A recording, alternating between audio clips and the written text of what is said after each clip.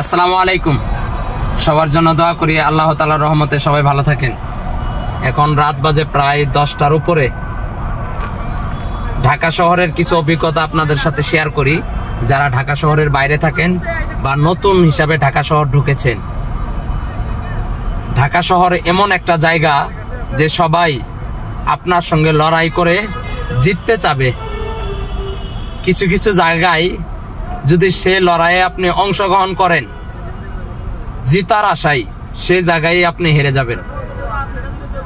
আর শহর এমন একটা জায়গা যে এই শহরে কি না পাওয়া যায় এবং কি না চাইলে আপনি পারবেন বা পাবেন, এমন কোনো জিনিস নাই যে আপনি শহরে চাইলে পাবেন না, এরকম কোনো জিনিসই নাই। আর আমি আমার অভিজ্ঞতা থেকে বলতেছি, হাদিস বা কোরআনে কি আছে অতটুক পর্যন্ত আমি যাচাই করিনি।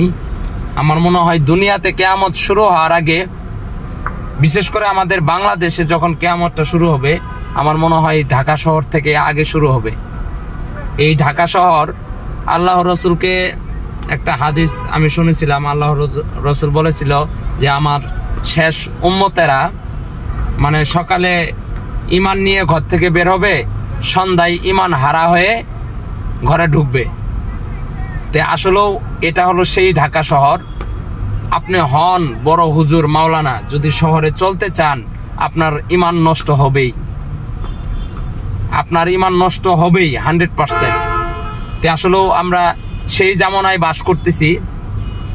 সামনে আমাদের এইভাবে দৈনিক মানে ঈমান কমার যে বা ঈমান হারিয়ে যাব এরকম প্রতিযোগিতায় শহরে চলে। আর শহর এমন একটা জায়গা যে সবার এক সময় না এক সময় শহরে আসতে হবে। আপনি ভালো ব্যবসা বাণিজ্য করবেন, শহরের সঙ্গে আপনার ভালো রিলেশন রাখতে হবে। আপনি গরিব দরিদ্র, আপনার শহরে আসতে হবে টাকা ইনকাম করতে হলে। আপনি কোনো অসুস্থ হয়ে পড়েছেন, শহরে আসতে হবে আপনার চিকিৎসা করার জন্য। মানে শহরের সঙ্গে আপনার সম্পর্ক রাখতেই হবে। তা আসলেও সেজন্য এই জামানায় আমি আরেকটা হাদিসকে আপনাকে উল্লেখ করি। জুমার দিনে আল্লাহ রসুল বলতেছিল যে সুদ নিয়ে একটা আলোচনা করতেছিল সাহাবাদের মধ্যে। এক সাহাবা হুট করে বললেন যে হে রাসূল, আমাদের সমাজটা যখন আপনি বললেন যে সমাজটাই সুদের কারবারিতে হয়ে যাব, তাহলে ওই ফিতনা থেকে আমরা বাঁচবো কিভাবে? সহন তো আমাদেরও বাধ্যতামূলক করতে হবে। সে সময় আল্লাহ রসুল বলছিল যে হ্যাঁ ঠিক আছে, সে সময় কারোরই কোনো কিছু করার থাকবে না যখন সমাজটা এরকম পরিস্থিতি শিকার হয়ে যাবে।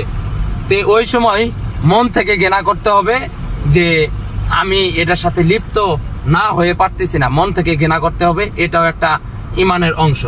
তো আসলে শহর এমন একটা জায়গা, শহরে এত কিছু চলে, তো আমাদের সাথে শহরের সম্পর্ক ভালো রাখতেই হবে।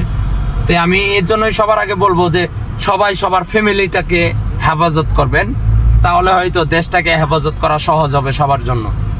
কেননা আপনি যদি আপনার ফ্যামিলিকে ঠিক রাখতে পারেন বা ফ্যামিলিটাকে সুন্দরভাবে সাজাইতে পারেন, তাহলে সে বাইরে এসে টিকতে পারবে না। আবার বাইরের মানুষ যদি ঘরের ভিতরে একবার ঢুকে যায়, তাহলে তারা আর ঘর থেকে বাইরে বের হবে না।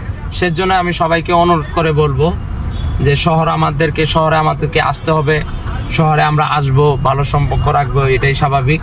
কিন্তু আমাদের ইমানের আরেকটা বড় কঠিন পরীক্ষা শহরে আসলে বোঝা যায়। তো আসলে এটা ভেঙে বলার কিছুই নাই। যারা আমরা শহরে থাকি তারা জানি শহরের কি পরিবেশ, শহরে কি না আছে, কি না পাওয়া যায়। তো আসলেও সবাইকে অনুরোধ করে বলবো, সবাই শহরে থাকবেন ঠিক আছে, থাকেন ঠিক আছে, কিন্তু মন থেকে ঘৃণা করবেন।